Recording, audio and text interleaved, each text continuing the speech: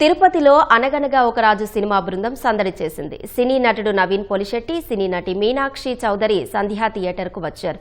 చిత్రంలోని డైలాగ్స్ చెప్పి ప్రేక్షకులను ఉత్సాహపరిచారు. సినిమాను విజయవంతం చేసేందుకు ధన్యవాదాలు తెలిపారు. తిరుపతిలో తమ చిత్రానికి బ్లాక్ బస్టర్ రెస్పాన్స్ ఉందని, ప్రపంచవ్యాప్తంగా 100 కోట్ల గ్రాస్ దాటిందని నవీన్ పొలిశెట్టి అన్నారు.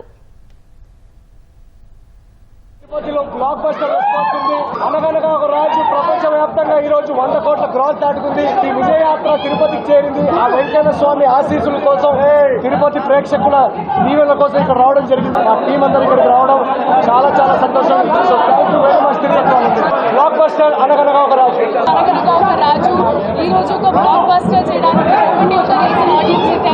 చాలా చాలా హ్యాపీ, చాలా సంతోషం. అండ్ తిరుపతికి మేము ఇక్కడికి మీ అందరితో కలిసి చాలా